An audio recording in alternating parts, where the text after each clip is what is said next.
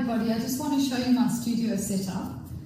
I'll start from this side of the palette.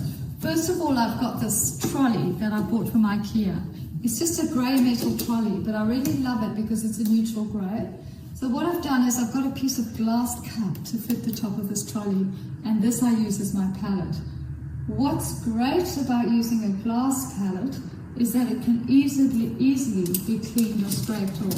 You can just scrape it off, grab a wet wipe, which I've got underneath here, and wipe it. And I've got a little bin that I've tied to the side here that I throw my rubbish in. I've also got these tiles or towelettes on the side here that I can wipe my paintbrush with. So here, in this little box here, I've got all sorts of little tools that I might need. Scissors, a knife, pencils, ruler. Here, I keep all my brushes. These brushes I've just cleaned, that's why they're in a separate glass. These little containers are great for going outside and painting and putting them on the palette. If you've got a special medium or anything and you want it closed, you can keep them in here. So, for instance, if I'm using a damsel or a liquid or a lean medium, I could use in here. These here are just cleaning. I've got about 4 of them, and then I keep cleaning them all so I can dip them into cleaner mixture. What I keep in here is this gamsol here. This is a terpenoid type thing. It's a mineral, pure mineral spirits. So it doesn't evaporate as much as other terp products. So it's actually a beautiful, safe studio product because you're not breathing in the fumes because it's got that low evaporation level. Obviously, it's still a terp, so you still need to be mindful of that. But I've been watching some videos on what people say about terps and the toxicity, and they really make it so complicated because, be careful of putting something in terps. It becomes flammable and you're going to burn your studio down. I've never come across that happening anywhere, and I've never ever thought of it. I've been painting for 25 years. I find it very simple, very easy. When I was teaching in my studio, which I've done for the last 20 years, I actually just get people to use baby oil in the studio to clean their brushes. Any kind of oil will do because it just separates the pigment. And what you do is you can use one of these for your baby oil, and you can fill it with baby oil, and then you take your brush when it's full of paint, you clean it in there, and then you'll wipe it off. Okay, so that's that. If you don't want to smell any kind of terps in your studio, that's an easy way. You just don't want to have baby oil on your painting, so you just make sure you wipe it off your brush. And you can actually wipe your brush off with paint and pick up new paint as well. So the more you paint, the less you use medium, the less you worry about medium. This gamsol is lovely for cleaning brushes, but you don't have to clean your brushes all the time. You can, as I say, wipe off, or you can use the baby oil, as I've just said. So to me, the whole toxicity thing, as long as you're not eating your paints are actually pigment and oil. They're pigment and linseed oil, which is made from seeds, which is made from a plant. The pigment itself is not going to actually find its way into your body, as I say, unless you eat it. You've got some colors that have got cadmium in them or cobalt, and those are toxic pigments, but they're not able to absorb into your skin the way that they're made because they've got sort of 1 milligram per 2,000 parts or something. I don't know the technology behind it, but all I know is that if this was powder, you might be able to ingest it, but it's not powder, it's actual paint. So if you keep your hands clean and you don't eat while your hands are full of paint, then your sort of chance of getting toxicity from these paints are minimal. The only problem is in the solvents you use, and low evaporating solvent.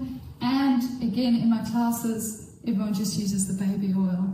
I don't like any of the smelly mediums. I don't have them in here.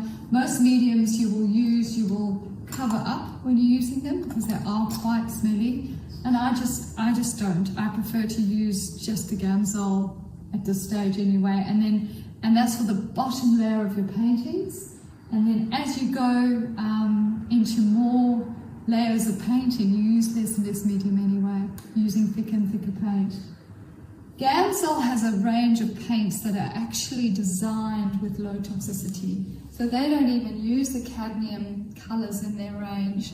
And their paints are so sort of soft and buttery, they don't need mediums. So there are paints that are designed that you don't have to worry about them.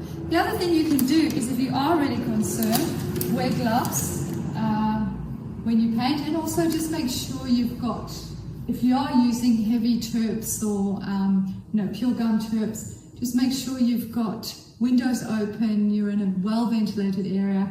And a lot of artists who paint professionally will actually have extractor fans in their studios.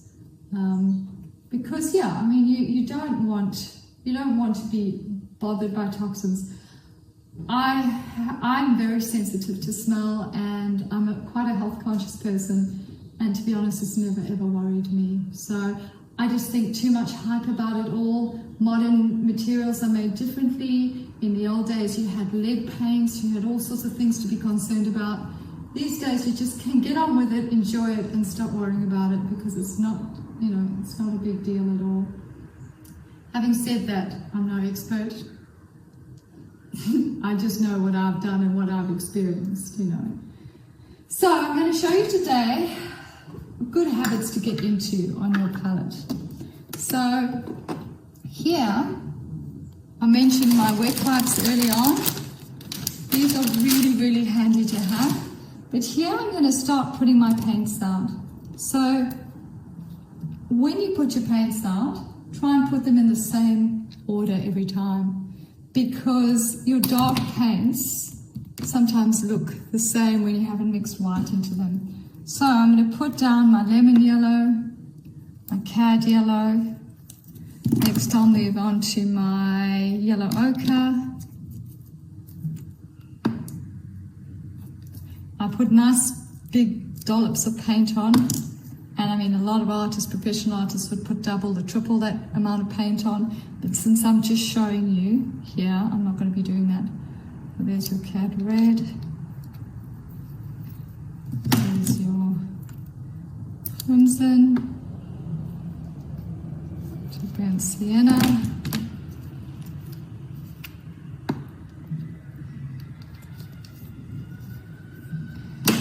Okay, then we'll move on to our blues. So we'll have I've got cerulean here, not phthalo. I've got ultramarine blue.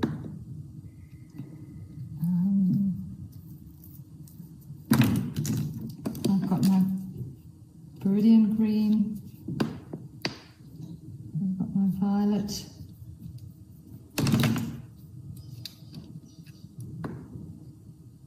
And my indigo. Where is my burnt umber? Okay, so I might put burnt umber down here. Now it doesn't matter,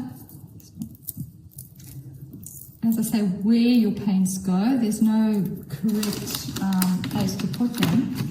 But if you put them in the same place, these colours, you'll know exactly what they are. They all look very similar at this point. Now, as far as your whites go, this is how I set my whites out. I put it in a big long tube like that, so that when I take paint to mix with my palette knife, I can just take off the end here and not dirty the whole amount of white. Because if you've got a big blob of white and you're taking bits off with a brush that's already dirty, that white is not going to remain clean. And I really love my clean colours. So keeping my paints clean is a big priority for me. All right.